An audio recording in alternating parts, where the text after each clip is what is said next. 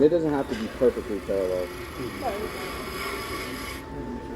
This close. Okay.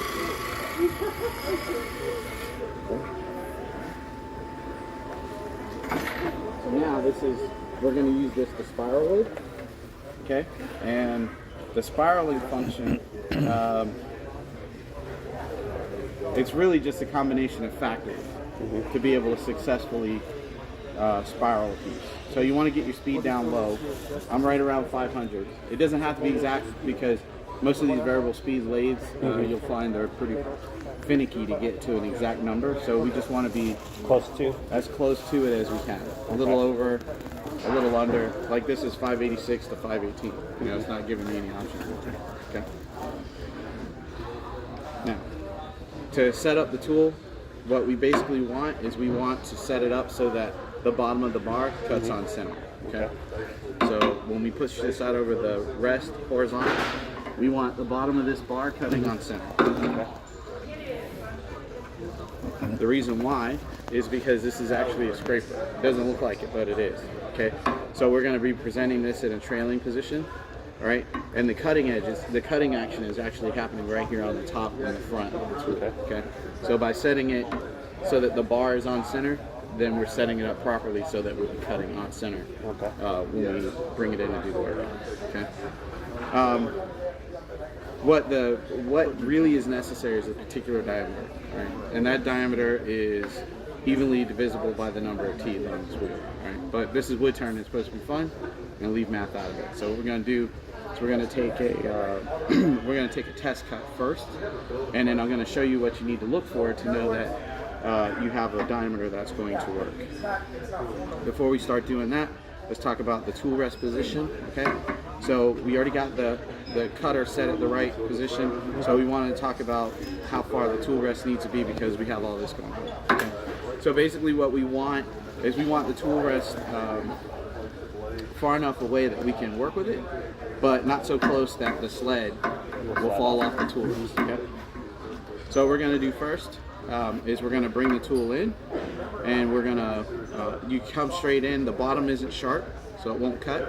So we're going to come in, drop the handle, okay? Now, what we're looking for, this is not the right diameter, okay? So what we're looking for is, you see the deep cuts that we have going on here, the nice clean ones? You see in between we have all these little scratches? All right, those little scratches, what that means is that the diameter is not evenly divisible. So what's happening is, on successive turns, it's actually starting to cut outside that line. The reason why it doesn't cut deeply is because it will drop back into this line, but it will continue to make these little marks. And so what we need to do is we need to take that diameter down, right? The difference between the diameter you have and the diameter you want is very minimal, okay? So we're not even trying to take away, we're not even really trying to take away those small scratches, okay? We're just trying to take off just a little bit. So we're going to pick our speed back up so we can do that. A couple of really light passes, really all it takes. Okay, and I would love to tell you that I've never had to make more than one adjustment, but I just can't lie. Sometimes I get it the first time, sometimes it's 2, sometimes it's been as many as 5. So if you go to if you pick up one of these tools and you go home and you're working on it and it doesn't happen for you the first time, don't give up, okay? All right, so let's give it another go. We're gonna move the rest back so we got enough room to work. Okay, we're gonna take another test cut. That sounds a lot better. Okay, see, now that's better. So you may see a few little scratches in there still, but those are left over from the previous time. It actually sounds different when it's cutting properly, okay? So now, I talked about how the bottom isn't sharp and the top and the front is. The reason why the bottom's not sharp is so that we can go back into the existing spiral, okay? So what we're gonna do is when we go back in there, we're gonna present the bottom of the teeth first, and then once it pops back in there, then we'll be able to extend the spiral in both directions. So we're going to apply the bottom of the tool first. It pops back in, you hear that? I use a little bit of a fishtail motion to help move from side to side. You can move in either direction. It doesn't matter. Okay. Now we have a spiral. Okay. Now you'll notice that the spiral has flats on the top of the spirals. That's just because I didn't cut deep enough to go all the way down to the depth of the teeth, and because I have that flat bottom, I can go back in there. I can go back in there and I can tighten that up. So it's like you don't even have to, if you're using this as part of your piece, you don't even have to worry about whether or not you cut it deep enough. You know, sometimes you can't get back in there and it's like a one-shot deal. This isn't that case.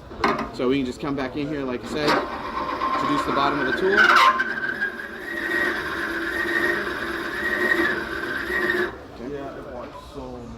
So you can see how it's thinned out now. So right there, we're at the depth, we're as deep as the teeth will allow us to go.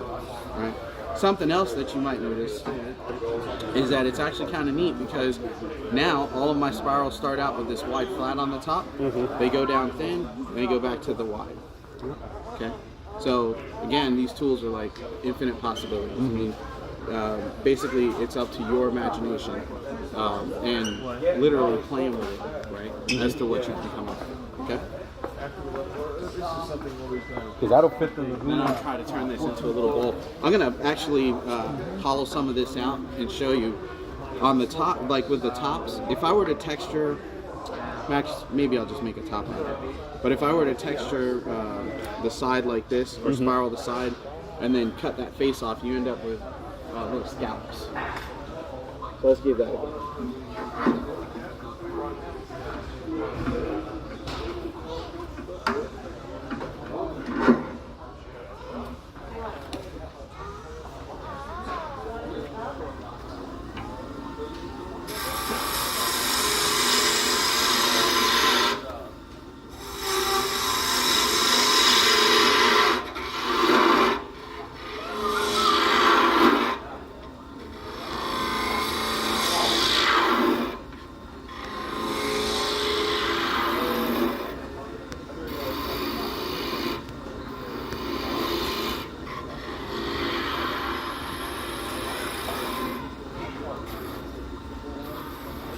I always put that little point on the top because then I can turn it over and I can spin it.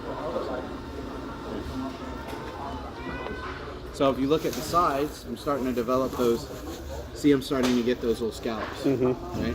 The deeper I go, because this still has the flats on top, but the deeper I go, the more pronounced that's going to be. Right. So I'm gonna go down just a little bit more, so I can show you that, and then I'll go ahead and texture the top of this one just like I did that.